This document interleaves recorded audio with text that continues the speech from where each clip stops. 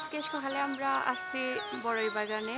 এখানে আসার পর এক কুয়াশাচ্ছন্ন সকাল এবং বছরের প্রথম দিন খুবই ভালো লাগছে।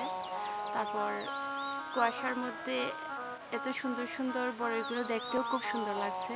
কাশ্মীরি আপেল কুল, বলসুন্দরী আমরা হেঁটে দেখছি এবং মাঝে মধ্যে পেরেও খাচ্ছি।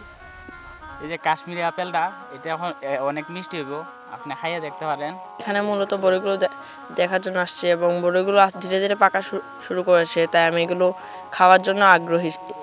ধীরে ধীরে প্রায় সব বড়ই পাকছে। বর্তমানে এখন বাজারে অনেক বড়ই আছে, সেগুলো খাওয়া যায়, কিন্তু সেগুলোতে আসলে অনেক কীটনাশক রাসায়নিক সার দেওয়া। কিন্তু আমাদের বাগানের বড়ইগুলো একদম ওগুলোর তুলনায় অনেক উন্নত। এর জন্য আমি ভালো মানের বড়ি খাওয়ার জন্য মূলত এখানে আসছি। এখান থেকে কি ফারিয়া বেচা হয়? যে বেচা হয় কোন জায়গায় বেচা হয়? মৌলভীবাজার দেওয়া হয়, আমরা ব্যান আছে, ব্যানে করে বিক্রি হয়। বেনে করিয়া জি প্রতিদিন নি না? প্রতিদিন না, 2 দিন পরে পরে নেওয়া। এখন তো বড়ি ফাঁকা হয়েছে না বেশি, যেদিন ফাঁকবো বেশি প্রতিদিন নেওয়া হইব গাড়িতে। এখানে কত কেজি কত করি? 150 টাকা কেজি কাশ্মীর আপেল। আর অন্যগুলো এমতই, মানে একই দাম? জি একই দাম। আমি বাগানে আছি আপনার 6 মাস রানিং চলের। আর বাগানে আপনার খাদ হয়েছে এগুলাই মানে গুড়াটুরা পরিষ্কার করে দেওয়ান লাগে।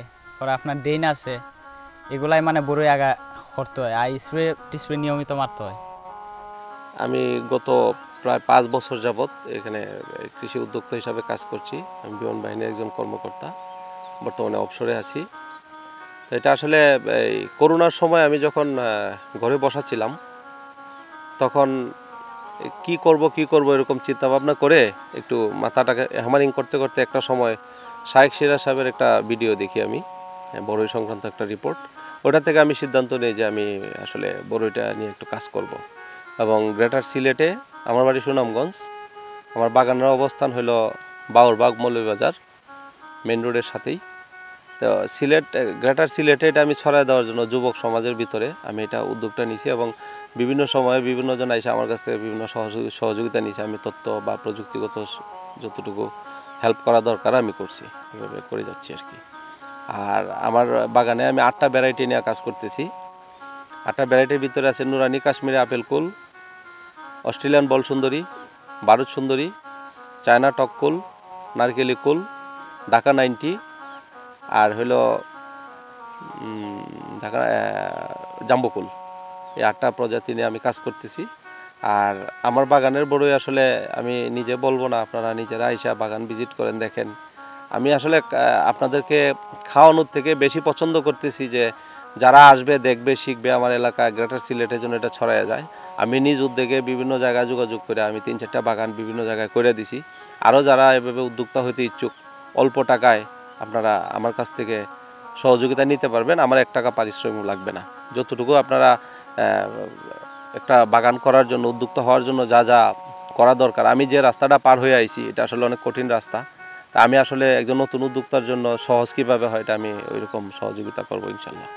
একটা গাছ যখন আপনি চারা রোপণ করেন, কতদিনের ভিতরে আপনার এই চারা থেকে বড়ই আসে?